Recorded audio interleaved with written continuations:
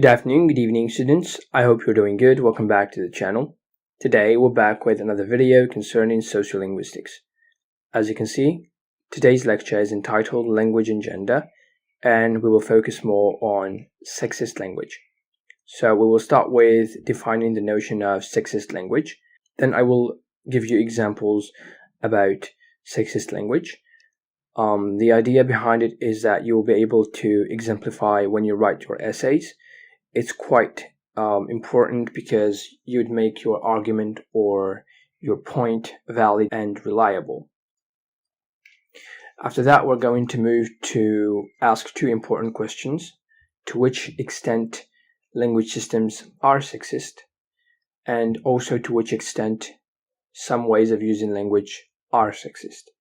After that, we're going to talk about the asymmetry aspect of these sexist ways of using language, and we will round off with where can we find sexist language.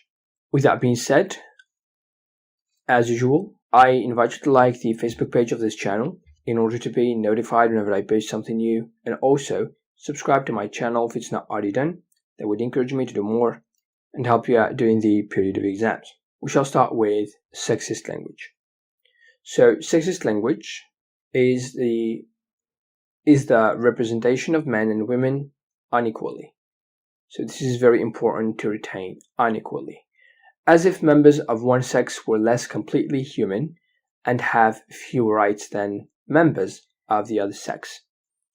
Sexist language also uses stereotypes of women and men, but these stereotypes are often the disadvantage of women.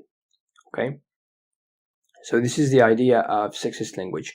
It's kind of discrimination towards women in language. Okay, in other words, so to illustrate what do I mean by sexist language, I've picked some examples that were given once by my teacher, so I won't change anything. I don't think that I can do better than this. So we start with a proverb, an English proverb, that says that women are the snares of Satan. Okay, so this is the proverb. It means that Satan uses women as a tool to reach men. It accuses women to be partners of Satan, or if you want, the devil. So this denotes that women are a source of evil. So this is quite sexist because you won't find a lot of proverbs out there which say the same thing about men or something equivalent. Okay, another proverb in English that says, "On a woman's tears, the sage sees only water." It means that women are hypocrites and only pretend to be victims, and that women are never sincere even when they are crying. They are described as, if you want, double-faced creatures. Okay, again, this is not according to me, it's just a proverb. Then we're going to give an example in a different language, which is in Kabyle. It says, "Ihni yanulqa argaz yanathamtos." So basically, it means that the sky is stronger than earth, and men is stronger than women in general. Okay, this proverb denotes that a woman's life is at the mercy of her husband, and as the sky dominates the earth, men also dominate women. Okay, so this proverb is used to raise the superiority of men over women. Okay, this is an example in Kabyle. Also, we have another example against women. "Who is tired of happy life, let him get a wife." This means that women are troublesome, and any man who is tired of happiness should take a woman. Okay, this proverb renders the very passive and negative creatures of the society. So, I mean, there is nothing worse than something that brings trouble. So this is how women are described in this proverb. One last example. It says a woman has long hair but short brain. Okay, meaning that women are, excuse me for the word, are stupid and hide their stupidity in beautifying physically themselves. So, in other words, women are believed to cover the flaw of stupidity with physical appearance. As you can see, these proverbs are all against women and not men. Okay, and men here are either neglected or sometimes described for being superior than women in general. Okay, so these examples that you can use in order to illustrate or to prove your point that languages or a language can be sexist or a language is sexist towards women in general. Okay, so we have to ask two questions now. To which extent language systems are sexist? Okay, well, when I say language systems, it means within the language itself.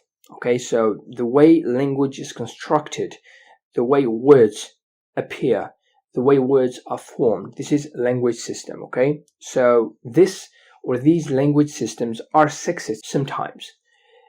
For instance, the use of men to refer to both genders. I'm sure you all know this. For instance, the appearance of the word men in woman and mankind. Okay, so when you say mankind, it means both men and women. Okay, and when you say men in plural, it means both men and women. Okay, so this is the first important question that you need to ask yourselves. Then we have the second question, which is to which extent some ways of using language are sexist. Here, it's basically the way we use language. People use language, okay? For instance, instead of employing the pronouns they, them, or their if you want, or even one, because ones refer to both genders. So people use a third singular person pronoun. For instance, they say, if you love him, let him know, which is incorrect. You need to say, if you love them, let them know, so that the person or the person who is reading or at least listening without knowing the context, they might think that we are speaking about either a man or a woman. And also, for instance, the student has to do his homework, okay, which is incorrect. We need to say that the student has to do one's homework if you want. That's correct, because when you say one or ones with the apostrophe s, we have the clear meaning that this student we're speaking about can be either a male or a female. So this is the ways of using language are sexist, and all this is called asymmetry. Okay, it is an asymmetrical representation of men and women in a given language. Okay, so this is what we mean by sexist language. Sexist language is a reference to asymmetrical representation of men and women in a given language. Okay, and of course, some sociolinguists think that the language makes discrimination by favoring men to women, like I said before. Now we will round off with where can we find sexist language. First, sexism in the use of titles in English.